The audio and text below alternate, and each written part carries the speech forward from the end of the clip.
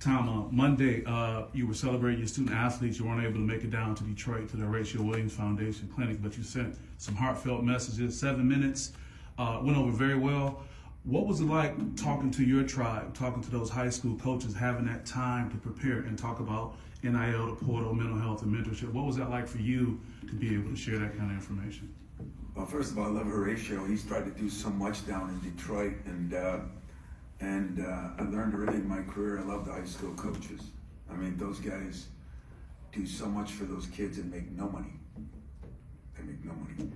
And they do a lot for those kids. They bring them up here. They probably bring them to Michigan or Western or East or Central or Oakland. You know, they do a lot for those kids. And I have gotten down to Horatio's event, and I think it is really good. And I sent a quick, I had some questions that he wanted, and I tried to do a decent job. I don't know how it came out, but I tried to talk from my heart. I tried to talk from understanding high schools now are going through NIL. High schools now are going through the transfer portal. High schools now are going through a lot of new people getting involved in their business.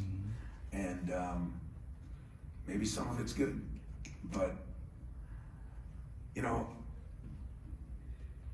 if you haven't been in a practice, if you haven't been in a locker room, if you haven't seen how a kid reacts, if you haven't seen what a kid's gone through, it's hard to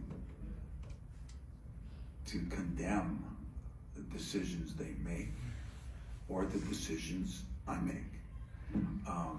I swear we got one of the only professions that you can be in anybody and be better than a coach.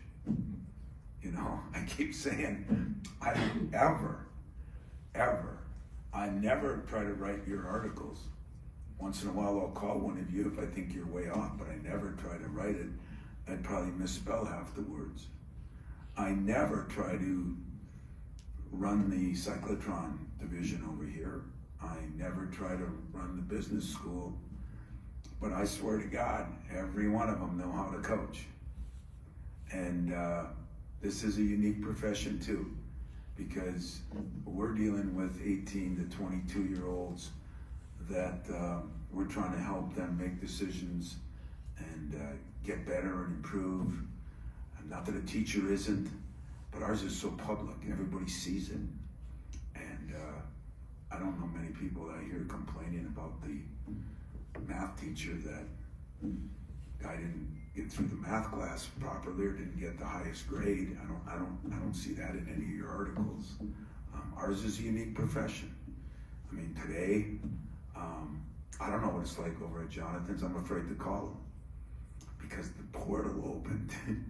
That's like, just think what we're saying. The portal opened. I know how he felt 2 days ago. I'll bet anybody in this room. He, along with, I don't know how many there are, 130, 140 football coaches in the BCS around the country. I'd be willing to bet you right now nobody slept last night. And that's okay. As some of my colleagues or your colleagues say, we get paid for those pressures and those things. I'm taking that now. I'm believing you. I just hope you understand. The kids are not winning out on all these.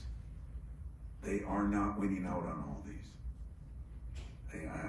I believe that from the bottom of my heart. The day I quit believing it, Fred, and I quit fighting it, I'm done.